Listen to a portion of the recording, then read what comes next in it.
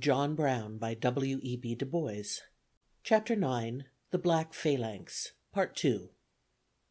John Brown's choice of Canada as a center of Negro culture was wise. There were nearly 50,000 Negroes there, and the number included many energetic, intelligent, and brave men with some wealth. Settlements had grown up, farms had been bought, schools established, and an intricate social organization begun. Negroes like Henson had been loyally assisted by white men like King, and fugitives were welcomed and succored. Near Buxton, where King and the Elgin Association were working, was Chatham, the chief town of the county of Kent, with a large Negro population of farmers, merchants, and mechanics. They had a graded school, Wilberforce Institute, several churches, a newspaper, a fire engine company, and several organizations for social intercourse and uplift. One of the inhabitants said, "Mr. Brown did not overestimate the state of education of the colored people. He knew that they would need leaders and require training. His great hope was that the struggle would be supported by volunteers from Canada, educated and accustomed to self-government. He looked on our fugitives as picked men of sufficient intelligence, which, combined with a hatred for the South, would make them willing abettors of any enterprise destined to free their race." There were many white abolitionists nearby, but they distrusted Brown, and in this way he gained less influence among the Negroes than he otherwise might have had. Martin R. Delany, who was a fervid African emigrationist, was just about to start to Africa, bearing the mandate of the last Negro Convention, when John Brown appeared. On returning home from a professional visit in the country, Mrs. Delany informed him that an old gentleman had called to see him during his absence. She described him as having a long white beard, very gray hair, a sad but placid countenance. In speech he was peculiarly solemn. She added, "He looked like one of the old prophets. He would neither come in nor leave his name, but promised to be back in 2 weeks' time." Finally Delany met John Brown, who said, "I come to Chatham expressly to see you, this being my 3rd visit on the errand. I must see you at once, sir," he continued with emphasis, "and that too in private, as I have much to do and but little time before me. If I am to do nothing here, I want to know it at once." Delany continues, "Going directly to the private parlor of a hotel near by, he at once revealed to me that he desired to carry out a great project in his scheme of Kansas emigration, which, to be successful, must be aided and countenanced by the influence of a general convention or council. That he was unable to effect in the United States, but had been advised by distinguished friends of his and mine that if he could but see me, his object could be attained at once." On my expressing astonishment at the conclusion to which my friends and himself had arrived, with a nervous impatience he exclaimed, "Why should you be surprised? Sir, the people of the Northern States are cowards. Slavery has made cowards of them all. The whites are afraid of each other, and the blacks are afraid of the whites. You can effect nothing among such people," he added, with decided emphasis. On assuring him if a council was all that was desired he could readily obtain it, he replied, "That is all, but that is a great deal to me. It is men I want, and not money. Money I can get plentiful enough, but no men. Money can come without being seen, but men are afraid of identification with me, though they favor my measures. They are cowards, sir, cowards," he reiterated. He then fully revealed his designs. With these I found no fault, but fully favored and aided in getting up the convention. Meantime John Brown proceeded carefully to sound public opinion, got the views of others, and, while revealing few of his own plans, set about getting together a body who were willing to ratify his general aims. He consulted the leading Negroes in private, and called a series of small conferences to thresh out preliminary difficulties. In these meetings and in the personal visits many points arose and were settled. A member of the convention says, "One evening the question came up as to what flag should be used. Our English colored subjects, who had been naturalized, said they would never think of fighting under the hated Stars and Stripes. Too many of them thought they carried their emblem on their backs. But Brown said the old flag was good enough for him. Under it freedom had been won from the tyrants of the old world for white men. Now he intended to make it do duty for the black men. He declared emphatically that he would not give up the Stars and Stripes. That settled the question. Someone proposed admitting women as members, but Brown strenuously opposed this, and warned the members not to intimate even to their wives what was done. One day in my shop I told him how utterly hopeless his plans would be if he persisted in making an attack with the few at his command, and that we could not afford to spare white men of his stamp, ready to sacrifice their lives for the salvation of black men. While I was speaking, Mr. Brown walked to and fro with his hands behind his back, as was his custom when thinking on his favorite subject. He stopped suddenly, and bringing down his right hand with great force, exclaimed, "Did not my Master Jesus Christ come down from heaven and sacrifice himself upon the altar for the salvation of the race? And should I, a worm, not worthy to crawl under his feet, refuse to sacrifice myself?" With a look of determination he resumed his walk. In all the conversations I had with him during his stay in Chatham of nearly a month, I never once saw a smile light upon his countenance. He seemed to be always in deep and earnest thought. The preliminary meeting was held in a frame cottage on Princess Street, south of King Street, then known as the King Street High School. Some meetings were also held in the First Baptist Church on King Street. In order to mislead the inquisitive, it was pretended that the persons assembling were organizing a Masonic lodge of colored people. The important proceedings took place in No. 3 Engine House, a wooden building near McGregor's Creek, erected by Mr. Holden and other colored men. The regular invitations were issued on the 5th. Chatham, Canada, May 5th, 1858.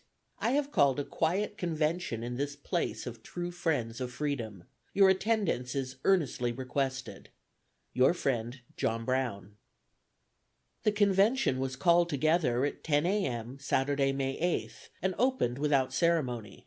There were present the following negroes: William Charles Monroe, a Baptist clergyman, formerly president of the Emigration Convention and elected president of this assembly; Martin R. Delaney, afterward major in the United States Army in the Civil War; Alfred Whipper of Pennsylvania; William Lambert and I.D. Shadd of Detroit, Michigan; James H. Harris of Cleveland, Ohio, after the war a representative in Congress for 2 terms from North Carolina; G.J. Reynolds, an active Underground Railroad leader of Sandusky City; J.C. Grant; A.J. Smith; James M. Jones, a gunsmith and engraver, graduate of Oberlin College, 1849; M.F. Bailey; S. Hunton; John J. Jackson; Jeremiah Anderson; James M. Bell; Alfred Ellisworth; James W. Purnell; George Aiken; Stephen Detton; Thomas Hickerson; John Cannell; Robinson Alexander; Thomas F. Carey; Thomas M. Kinnard;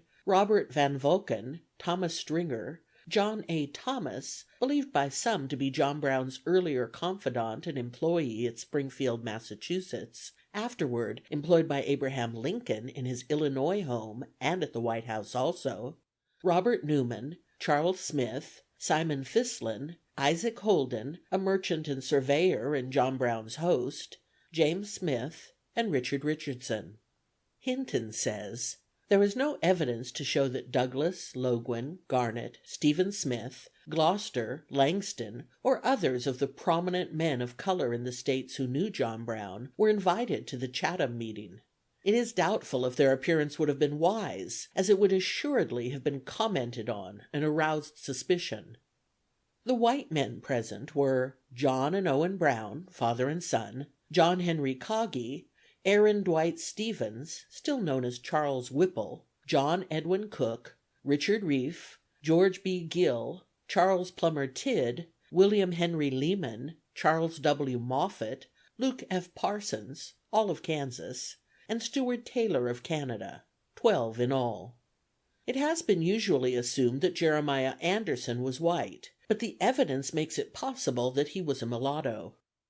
John J. Jackson called the meeting to order, and Monroe was chosen president. Delaney then asked for John Brown, and Brown spoke at length, followed by Delaney and others. The Constitution was brought forward, and, after a solemn parole of honor, was read. It proved to be a frame of government based on the national Constitution, but much simplified and adapted to a moving band of guerrillas. The first 45 articles were accepted without debate.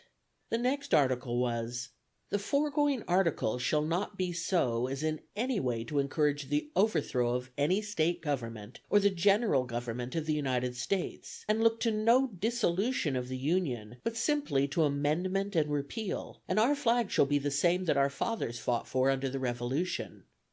To this Reynolds, the coppersmith, one of the strongest men in the convention, objected. He felt no allegiance to the nation that had robbed and humiliated him.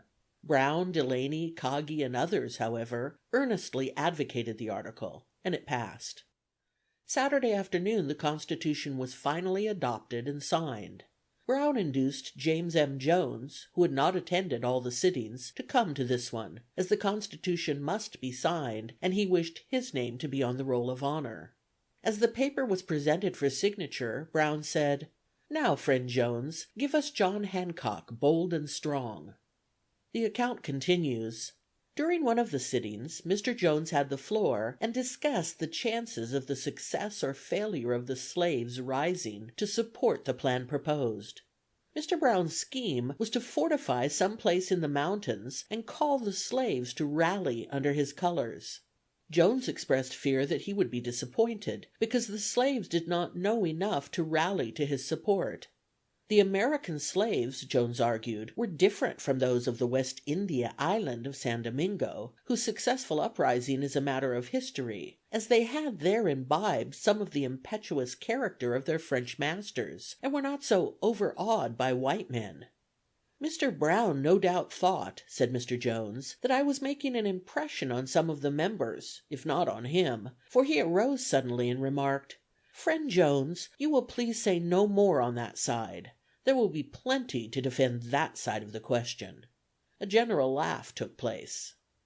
A question as to the time for making the attack came up in the convention. Some advocated that we should wait until the United States became involved in war with some first class power; that it would be next to madness to plunge into a strife for the abolition of slavery while the government was at peace with other nations.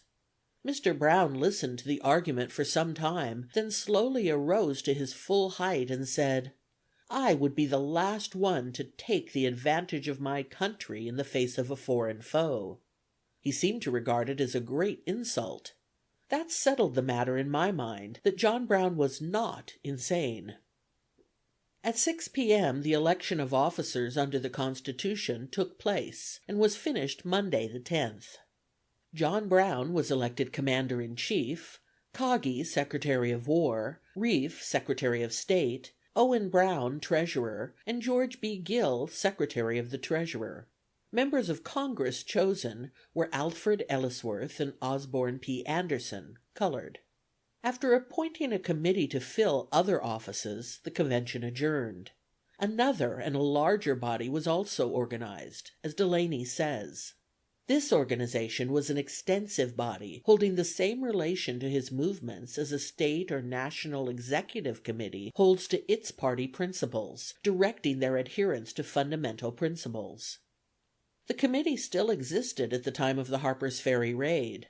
With characteristic reticence, Brown revealed his whole plan to no one, and many of those close to him received quite different impressions, or rather read their own ideas into Brown's careful speech.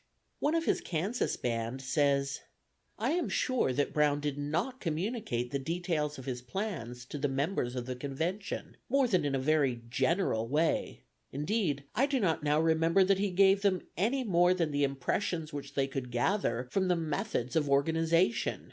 From those who were directly connected with his movements, he solicited plans and methods, including localities, of operations in writing. Of course, we had almost precise knowledge of his methods, but all of us perhaps did not know just the locality selected by him, or if knowing, did not comprehend the resources and surroundings. John Brown never, I think, said Mr. Jones, communicated his whole plan, even to his immediate followers.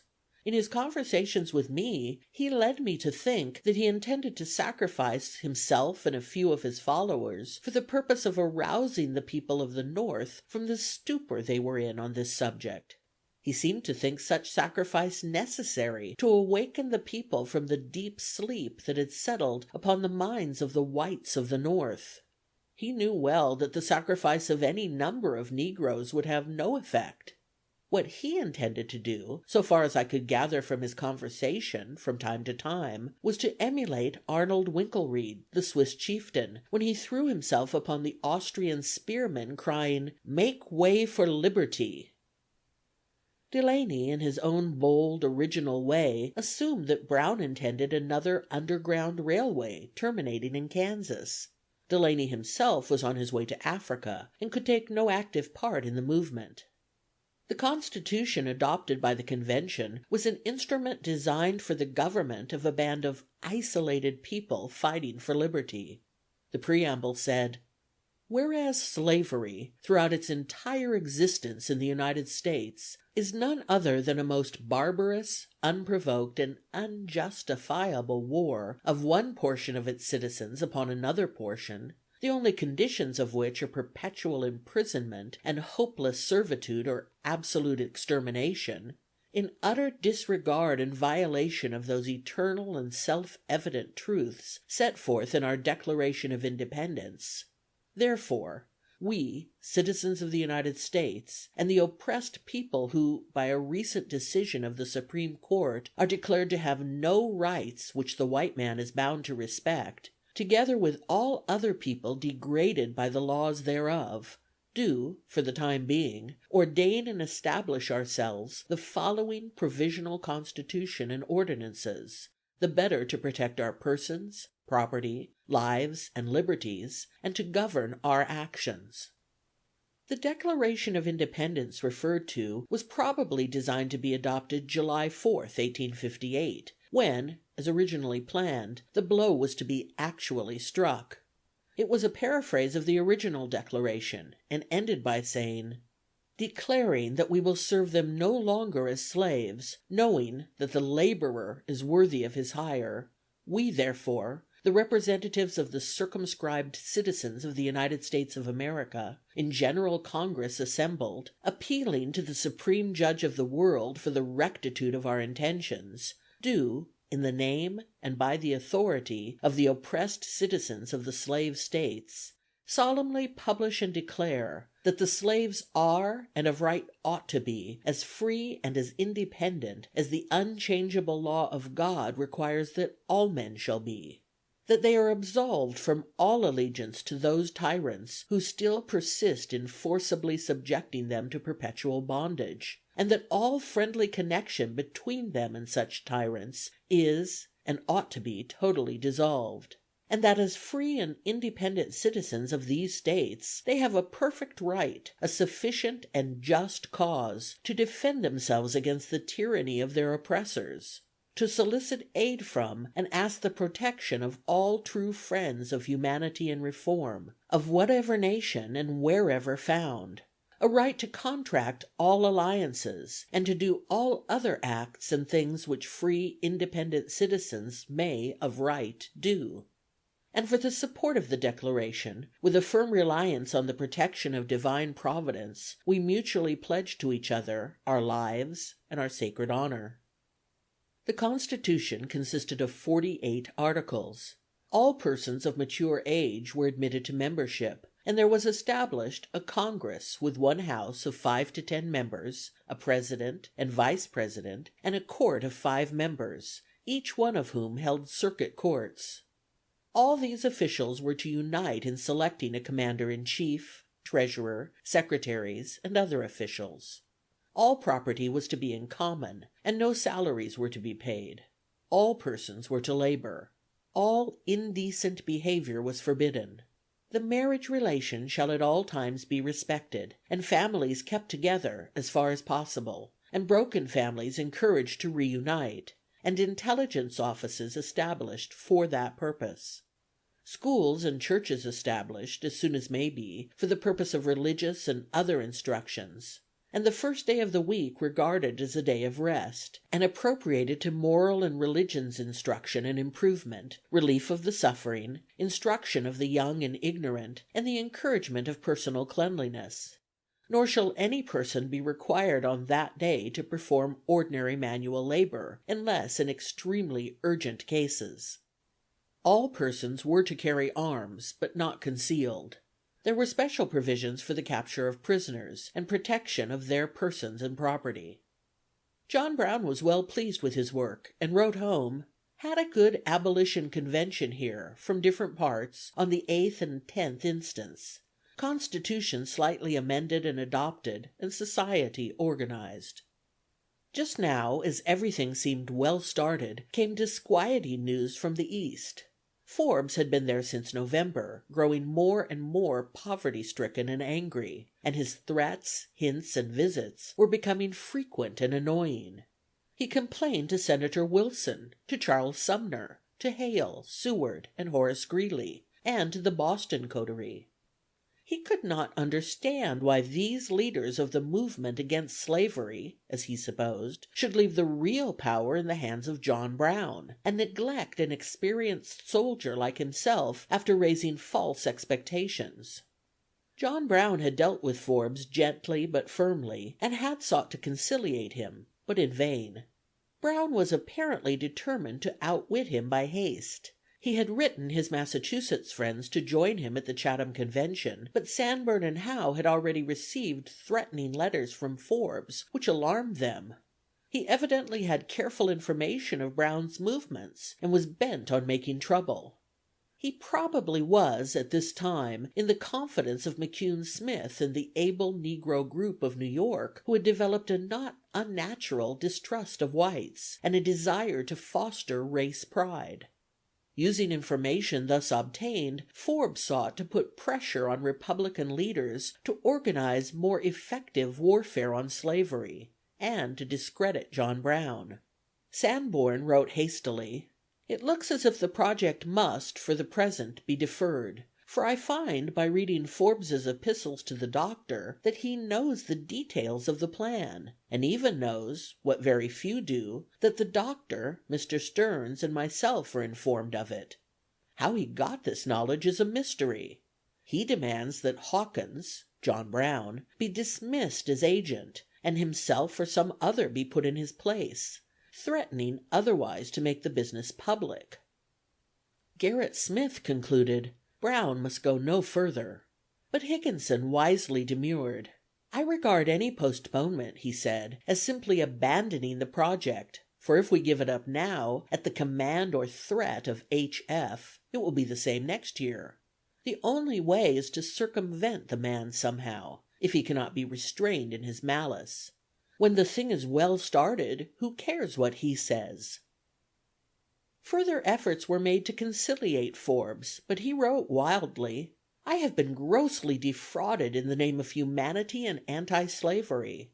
I have for years labored in the anti-slavery cause, without wanting or thinking of a recompense. Though I have made the least possible parade of my work, it has nevertheless not been entirely without fruit. Patience and mild measures having failed, I reluctantly have recourse to harshness. Let them not flatter themselves that I shall eventually become weary and shall drop the subject. It is, as yet, quite at its beginning." "To go on in the face of this is madness," wrote Sanborn, and John Brown was urged to come to New York to meet Stearns and Howe. Brown had already been delayed nearly a month at Chatham by this trouble, but he obeyed the summons. Sanborn says, "When, about May 20th, Mr. Stearns met Brown in New York, it was arranged that hereafter the custody of the Kansas rifles should be in Brown's hands as the agent, not of this committee, but of Mr. Stearns alone. It so happened that Gerrit Smith, who seldom visited Boston, was coming there late in May. He arrived and took rooms at the Revere House, where, on the 24th of May, 1858, the secret committee, organized in March and consisting of Smith, Parker, Howe, Higginson, Stearns, and Sanborn, held a meeting to consider the situation. It had already been decided to postpone the attack, and the arms had been placed under a temporary interdict, so that they could only be used, for the present, in Kansas. The questions remaining were whether Brown should be required to go to Kansas at once, and what amount of money should be raised for him in the future. Of the 6 members of the committee, only one, Higginson, was absent. It was unanimously resolved that Brown ought to go to Kansas at once. As soon as possible after this, on May 21st, Brown visited Boston, and while there held a conversation with Higginson, who made a record of it at the time. He states that Brown was full of regret at the decision of the Revere House Council to postpone the attack till the winter or spring of 1859, when the secret committee would raise for Brown $2,000 or $3,000. He meantime was to blind Forbes by going to Kansas, and to transfer the property so as to relieve the Kansas committee of responsibility, they in future not to know his plans. On probing Brown, Higginson goes on, I found that he considered the delay very discouraging to his 13 men and to those in Canada. Impossible to begin in autumn, and he would not lose a day, he finally said, if he had $300. It would not cost $25 apiece to get his men from Ohio, and that was all he needed. The knowledge that Forbes could give of his plan would be injurious, for he wished his opponents to underrate him. But still, the increased terror produced would perhaps counterbalance this, and it would not make much difference. If he had the means, he would not lose a day.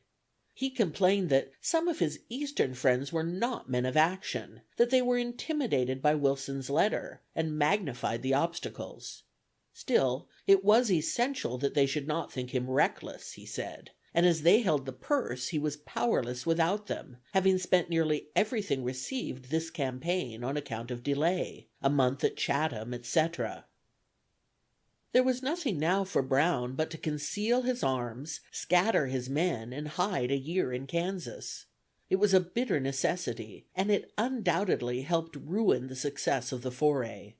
The negroes in Canada fell away from the plan when it did not materialize, and doubted Brown's determination and wisdom. His son hid the arms in northern Ohio, in a haymow.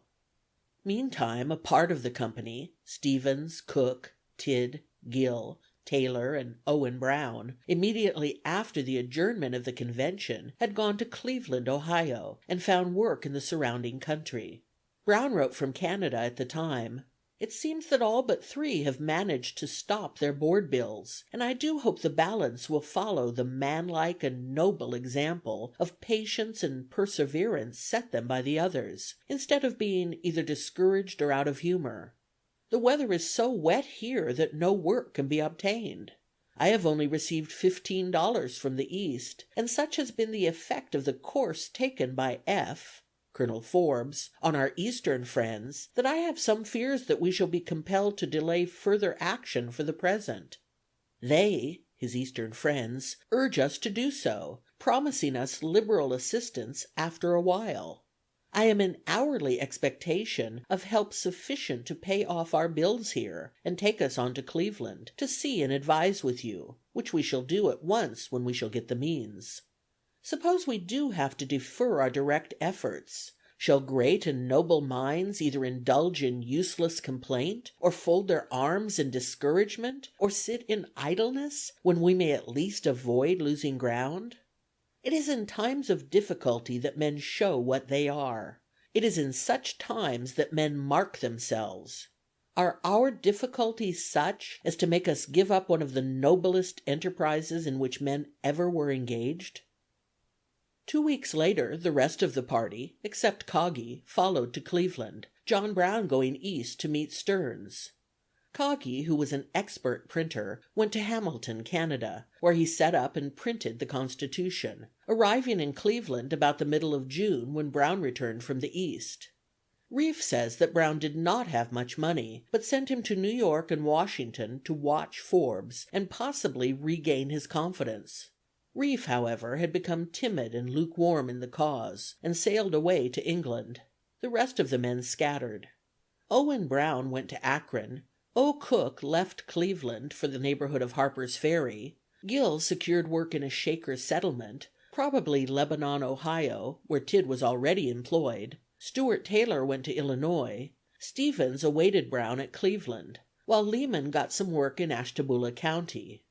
John Brown left Boston on the 3rd of June, proceeding to the North Elba home for a short visit. Then he, Kagi, Stevens, Lehman, Gill, Parsons, Moffett, and Owen were gathered together, and the party went to Kansas, arriving late in June. Thus suddenly ended John Brown's attempt to organize the Black Phalanx. His intimate friends understood that the great plan was only postponed, but the postponement had, as Higginson predicted, a dampening effect, and Brown's chances of enlisting a large Canadian contingent were materially lessened. Nevertheless, seed had been sown, and there were millions of human beings to whom the last word of the Chatham Declaration of Independence was more than mere rhetoric. Nature is mourning for its murdered and afflicted children. Hung be the heavens in scarlet.